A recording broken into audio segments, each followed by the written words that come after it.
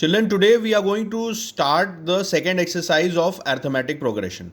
We have studied the first exercise, children, in which we have studied how to calculate the nth term of the sequence, what is the arithmetic sequence, and what is the difference between the sequence and the progression, right? Now, what is the formula of nth term that we have studied? Tn equals to a plus n minus 1 into d. That's what we have studied in the previous class. So we'll continue that formula and try to solve few sums from the second exercise. Okay, there is nothing new in this exercise. That first exercise continues in here also, or calculating the nth term, right? Now let's see few sums. We'll discuss few sums basically in today's class. See second question from your textbook. How many two-digit numbers are divisible by 3? How many two-digit numbers are divisible by 3? Now the first two-digit number that we know which is divisible by 3 is 12. Before 12 only two numbers are there, 10 and 11, which are not divisible by 3. So the first two-digit number which is divisible by 3 is 12. Second number is 15 and so on. The last number is 99. After 99 you will get 100, which is a three-digit number. So the last two-digit number which is divisible by 3 is 99. So what we know? We know the first term of the progression sequence, which is 12. The common difference T2 minus T1, 15 minus 12 will be 3. Common difference, and the nth term of the sequence. See, 99 is the nth term of the sequence, last term of the sequence. So the formula for nth term is a plus n minus 1 into d, which is 99. Nth term is 99. So when we substitute the value of a and d here, 12 and 3, right? So what we'll get? Transfer 12 that side. 99 minus 12, 87. Cross multiply 3 here, 29. So the value of n is 30.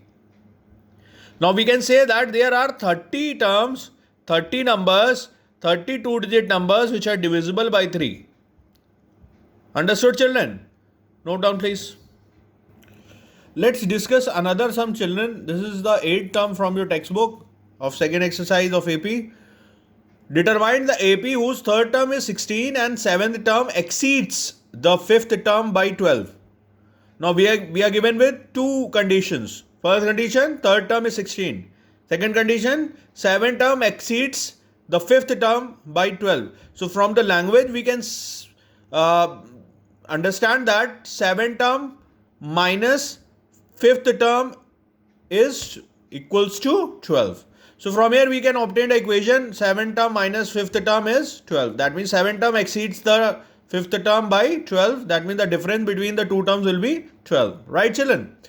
So try to read the question very carefully to understand the language and form the condition according to the given information.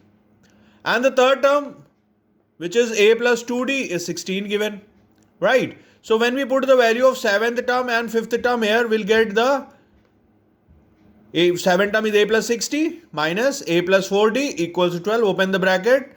Minus a plus a will get cancelled. 6d minus 4d will be 2d.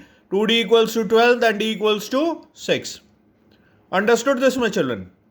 The value of d we have calculated from the second condition is 6.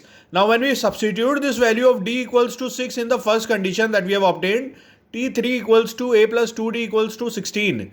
Then when we put d equals to 6 here in this condition, we can calculate the value of a on solving and then transferring that side, we'll get the value of a as 4. Now the question says obtain the AP. Now the general formula for the AP is, sequence is a plus d, a plus 2d. Right, children? Remember? Now when we substitute the value of a and d here, it will get 4 plus 6, 4 plus 2 into 6, 4 plus 3 into 6 and so on. So the required sequence will be 4, 10, 16, 22 and so on. This is the required arithmetic progression. Right, children? Understood? Note down the solution. Let's see another sum, children. In this question, it states that determine the value of k for which k square plus 4k plus 8, 2k square plus 3k plus 6 and 3k square plus 4k plus 4 are in AP arithmetic progression. Right? We have to find the value of k here. Now, if we assume that A, B, C are in AP and we have to calculate, we have to comment, it is when we are given with A, B, C are in AP, that means the common difference will be same. And how we calculate the common difference? T2 minus T1, T3 minus T2. Then whatever the value of B minus A will be, that the same value will C minus B will share. And both will be the common difference. This is the concept of this question. By equating the value of common difference. Right, children? So when we do T2 minus T1, this is the second term, this is the first term, this is the third term. So the T2 minus T1 will be second term minus first term will be this. When we open the bracket, we'll get this value. And T3 minus T2 when we do, this is the third term, this is the second term, this is the third term is 3k square plus 4k plus 4 minus 2k square plus 3k plus 6. So when we open the bracket and solve, again we'll get this equation. From here we'll get this condition, this equation, quadratic equation. From here we'll get this quadratic equation. Now here you can see that you can cancel k square, you can cancel minus 2. So when we transfer minus k that side, we'll get 2k equals to 0. That means the required value of k is 0. So this will be the answer. Right? Remember, T2 minus T1 is same as T3 minus T2 is same as T10 minus T9. T100 minus T99. The common difference is the difference between two consecutive terms. Note down please. Let's see another sum from the exercise, children. This is a proving in which the question says, in an AP if mth term is n, mth term is n and nth term is m, find the rth term.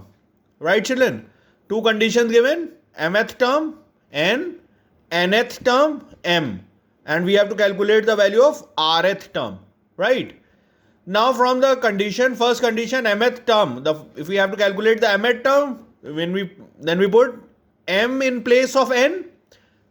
Right? So the formula will be a plus m minus 1 into d, and which is given n.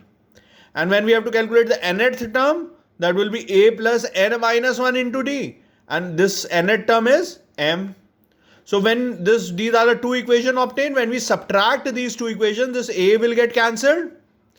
Now what we'll get? M minus 1 into d minus n minus 1 into d and n minus m. Right, children? This much understood. We are just solving it simultaneously. We are solving the equation simultaneously to obtain the value of unknowns a and d. Right? So when we multiply this d in the bracket and open the bracket, what we'll get? This plus d and minus d will get cancelled. Minus common here. N minus m will become m minus n. Now you can see that md minus nd, when you take d common, n minus m will become minus m minus n. So this 2m minus n will get cancelled when cross multiplying. So the value of d will be obtained as minus 1. Understood this much, children? Let's proceed further. Now what we'll do, we'll substitute this value of d in the first equation to obtain the value of a. First equation is a plus m minus 1 into d, which is minus 1 equals to n. When we multiply this minus 1 in this bracket and transfer the value of a will be obtained as m plus n minus 1. This much understood? Now we have to calculate the value of rth term. So the formula for calculating the rth term will be a plus r minus 1 into d. And when we substitute the value of a and d that we have obtained, d is minus 1, a is m plus n minus 1. Put the values in place of a, m plus n minus 1, in place of d, minus 1, and then when you solve, this minus 1 and plus 1 will get cancelled. So from here we can say that the rth term is m plus n minus r. That's what we have to prove. Right?